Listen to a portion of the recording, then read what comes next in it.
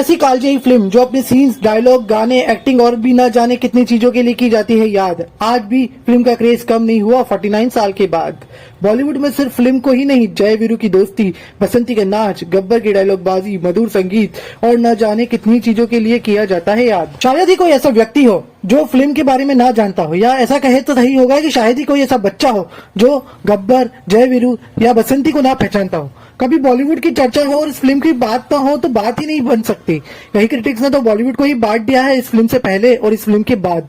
तो शायद आपको अभी तक तो समझ आ ही गया होगा।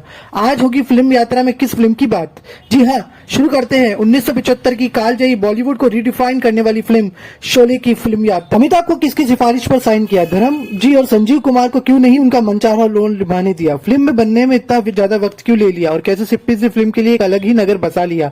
आइए शुरू करते हैं शोले की यात्रा। इस फिल्म को लिखा था सलीम और जावेद की जोड़ी ने। इस फिल्म ने इस जोड़ी की किस्मत बदल दी। फिल्म एक्टर्स को रातों रात स्टार बनाती है। इस फिल्म ने राइटर सलीम और जावेद को स्टार बना दिया था, परंतु अब समय के साथ साथ इन पर इस फिल्म को हॉलीवुड की कई फिल्मों से कॉपी करने के इल्जाम भी लगते रहते हैं, जो है हॉलीवुड की 1965 की for a few dollars more, 1960 की मैग्निफिसेंट 7, द गुड बैड और ugly, once upon a time in west और नॉर्थ वेस्ट फ्रंटियर।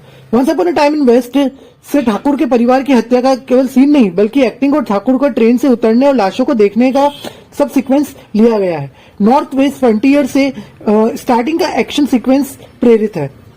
और तो और गब्बर का जो चरित्र चित्रण है और कालिया की हत्या का पहले जो गब्बर जोर जोर से ठहाके लगा के हंसता है, वो भी सीन हॉलीवुड की movie for a few dollars मोर से प्रेरित बताया जाता है। और तो और इवन ये भी कहा जाता है कि जय वीरू के कैरेक्टर्स भी फॉर फ्यू डॉलर मोर के ही नायकों से प्रेरित थे। बस फर्क इतना सा था कि यहाँ से वो शुरू से ही दोस्त बताए जाते हैं, वहां उनकी दोस्ती फिल्म की कहानी में होती है। यहाँ मेरा उद्देश्य सलीम जावेद जैसे महान लेखकों को नीचा दिखाना या शोले को कमतर बताना नहीं है। बस फिल्म यात्रा में बात निकली तो मैंने आपको फैक्ट के साथ पेश कर दी। अब बात अगर फिल्म की निर्देशन की जाए तो इसे निर्देशित किया था रमेश सिप्पी ने और जिसे प्रोड्यूस किया था उन्हीं के पिता जीपी सिप्पी ने।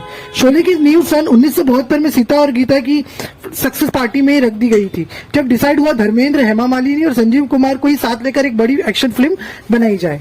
यहाँ आपको जानकर आश्चर्य होगा कि सलीम जावेद जो इस फिल्म के लेखक थे, उन्होंने सर्वप्रथम सिर्फ एक पैराग्राफ की स्टोरी बनाई थी कि एक आर्मी ऑफिसर को अपने परिवार वालों की मौत का बदला लेना है। वो अपने 2 जूनियर्स को याद करता है जिनका कोर्ट मार्शल हो चुका है और उनके सहारे कैसे अपना बदला पूरा करता है। सलीम जावेद सबसे पहले अपना ये आइडिया लेकर मनमोहन देसाई जी के पास पहुंचे और वे जैसी फिल्म बनाते थे, ये फिल्म वैसी नहीं थी। फिर वे निर्माता प्रेम सेठी के थ्रू प्रकाश मेहरा के पास पहुंचे, परंतु प्रकाश मेहरा तब अमिताभ के साथ सलीम जावेद की स्टोरी पर जंजीर फिल्म बना रहे थे, इसलिए उन्होंने भी खासी दिलचस्पी नहीं दिखाई। फिर सलीम जावेद को अपने ही पुराने बॉसेस सिप्पीज की याद आई, जिनके साथ उन्होंने 1971 में अंदाज और 1972 में सीता और गीता बना चुके थे और वैसे भी सिप्पीज सीता और गीता के बाद कोई बड़ी एक्शन फिल्म बनाना चाहते थे। तो रमेश सिप्पी ने झट से इस फिल्म का आइडिया 75,000 रुपए में परचेस कर लिया और मार्च 1973 में जो एक पैराग्राफ का आइडिया था उसकी स्क्रिप्टिंग पर सिप्पी फिल्म्स के ऑफिस में ही काम शुरू हो गया। रमेश सिप्पी भी स्क्रिप्टिंग में पूरे टाइम साथ रहे, लेकिन सर्वप्रथम उन्होंने आर्मी ऑफिसर और जूनियर्स वाले एंगल को पुलिस चोर में तब्दील करवा दिया, क्योंकि वो आर्मी परमिशंस का कोई लफड़ा नहीं चाहते थे। अब बात अगर फिल्म की कास्टिंग की जाए तो फिल्म सीता और गीता की सक्सेस पार्टी में धर्मेंद्र, हेमा मालिनी और संजीव कुमार तो फाइनल हो ही चुके थे, परंतु असमंजस अब रोल देने में था। यहाँ भी कई मशहूर किस्से है। दरअसल फिल्म की स्क्रिप्ट रेडी हो जाने के बाद संजीव कुमार गब्बर वाला रोल करना चाहते थे, परंतु रमेश सिप्पी को लगता था कि संजीव कुमार अगर गब्बर वाला रोल करेंगे तो वो विलेन वाले रोल में भी दर्शकों की सिंपैथी ले लेंगे और गब्बर सिंह को वो बहुत ही क्रूर दिखाना चाहते हैं, जिससे दर्शकों को देखते ही उससे नफरत हो जाए। उन्होंने जैसे तैसे संजीव कुमार को ठाकुर के रोल के लिए मना लिया और संजीव कुमार को भी कभी एजेड रोल निभाने में परहेज तो था नहीं, तो यहाँ भी नहीं हुआ। दूसरी ओर धर्मेंद्र ने जब फिल्म की कहानी सुनी तो वो ठाकुर के रोल के लिए अड़ गए, लेकिन उसके लिए तो संजीव कुमार पहले से ही फाइनल हो चुके थे, तो भला उन्हें वो रोल कैसे दिया जा सकता था। यह रमेश जी ने अपने डायरेक्टर वाला दिमाग लगाया था। उन्होंने धर्म जी से सिर्फ इतना कहा कि अगर आप ठाकुर की भूमिका के लिए अड़े रहते हैं तो मुझे मजबूरन वीरू की भूमिका संजीव जी को देनी पड़ेगी और फिल्म में हेमा मालिनी के सारे सीन्स वीरू के साथ ही है। यहाँ मैं आपको बताता चलूं कि धर्मेंद्र हेमा मालिनी को तब बहुत पसंद करते थे और वो उनके साथ रहने का एक भी मौका नहीं छोड़ते थे।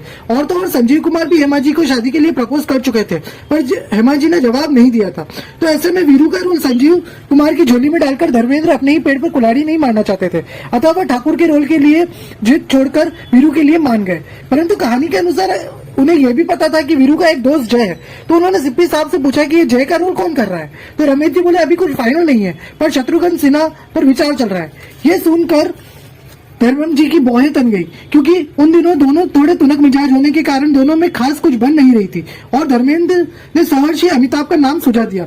उस समय तक अमिताभ बच्चन ने फिल्में तो की थी पर वो स्टार नहीं थे, इसलिए रमेश जी भी उनको लेने के लिए थोड़े असमंजस में थे। फिर कैसे रमेश जी अमिताभ को लेने के लिए माने, कैसे जया बच्चन और गब्बर अमजद खान फिल्म का पार्ट बने। फिल्म से रिलेटेड चर्चाएं तो बहुत है, इस पार्ट में करना संभव नहीं है, इसलिए जल्दी लाएंगे आपके लिए अगला भाग। बताएंगे कैसे बना रामगढ़ सिप्पी नगर, कैसे रही आगे की शूटिंग की डगर, फिल्म से जुड़ी अनसुनी 5 बात। अगले वीडियो में शोले की कंटिन्यू आगे की यात्रा के साथ। अगर आपको हमारी मेहनत पसंद आई हो तो लाइक कमेंट शेयर करके बता दीजिए अपनी बात। तब तक गुड बाय, घम्मा गनी, have a great day, great time, see you soon.